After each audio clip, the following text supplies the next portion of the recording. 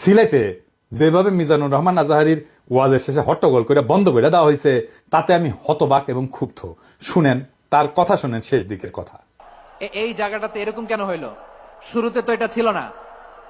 এখন আইন শৃঙ্খলা বাহিনী তোমাদের সাথে লাঠিচার্জ করবে, ধাক্কাধাক্কি করবে, তোমরা আমার সাথে এটা হবে এরকম? তোমরা তো ব্যথা পাবা তো। বসো না, সবাই বসতে পারলে তোমাদের কি? বসো বসো। এটা এটা এটা আমি এখন পরিকল্পিত কিছু হতে পারে এই ধারণাও করতে হবে আমাদের। আমি কলে এখানে এক বিশাল ষড়যন্ত্রের গন্ধ পাইতেছি। ঘটনা ছোট, রাজনৈতিক গুরুত্ব অপরিসীম। আজারি সাহেব নিজেই কইছে যে সামান্য জায়গাটা অল্প কিছু লোকে কাজটা করেছে। শুনেন, পুরো লক্ষ লক্ষ মানুষ, আমি তো দেখতে পাচ্ছি কত লক্ষ লোক হয়েছে, একটা জায়গায় কোনো সমস্যা নাই। এখানে কয়েকশো ছেলে পেলে এই ধাক্কাধাক্কি। আমি আজকে just as a gesture of goodwill আমি নামটা কইলাম না কে করিছে, কয়া দিব, কিন্তু কে করিছে এইটা, এই হট্টগোল হয়ে কেন সুষ্ঠুভাবে শেষ করতে পারলেন না তাফসির মাহফিল আজারি সাহেব? কারণ বিএনপি নেতারা প্রকাশ্যে বলেছে মাহফিলে আজারি সাহেব হেস্তনেস্ত শিকার হবে, এটা কইছে বিএনপি নেতা। সত্যি কথা, আমি ব্যানে করছি না। এই যে শুনেন, রহমান আজারি বক্তব্য রাখে বিএনপির বিপক্ষে, এত সাহস সে কোথায় পায়? আপনি এই জামাতের পক্ষে কথা বন্ধ করেন, নাহলে দেশে মানুষ যেভাবে আপনার এই যে মাহফিল করে, মাহফিলে কিন্তু আপনি হস্তনস্ত শিকার হবেন। আবার যে কোনো মুহূর্তে কিন্তু আপনি দেশান্তর হতে পারেন।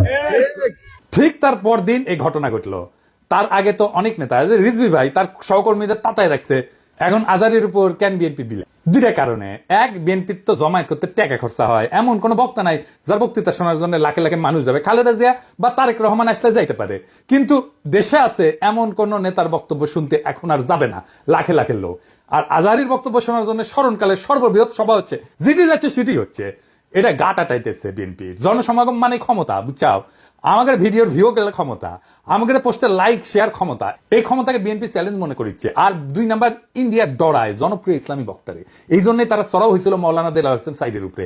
আজারি সাহেব ইভেন বিগার থ্রেট তাদের জন্য, বড় ভয়, কারণ সংঘবদ্ধ মুসলমানে তাদের ভয়।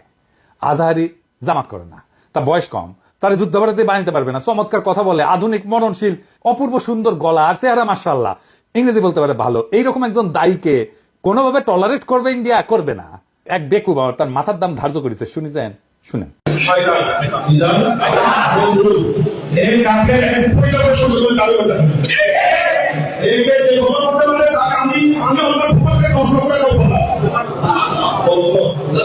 দেখেছেন তার জানের উপরে উঠে গেছে।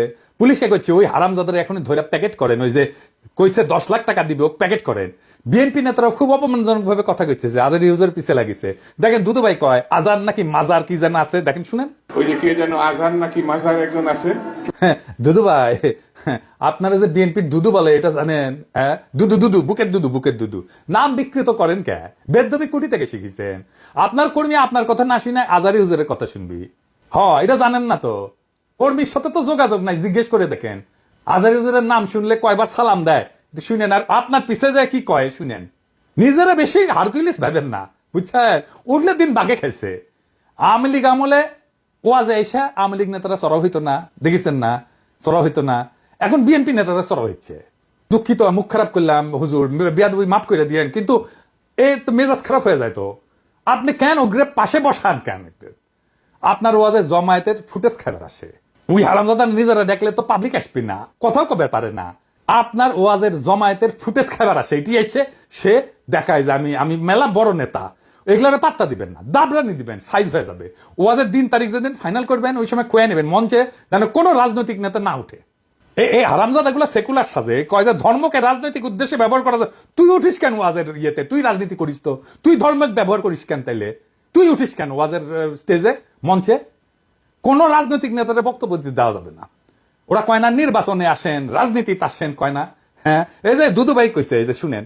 ভাইরে রাজনীতি করবেন স্বনামে আসে, আড়াইলে আপনার লেগে রাজনীতি করেন। এবার কইবেন তুই এটা ওয়াজ কর, নিজে কর, দেখি হাউ মেনি প্যাডিতে হাউ মেনি রাইস, পারিস নাকি দেখি।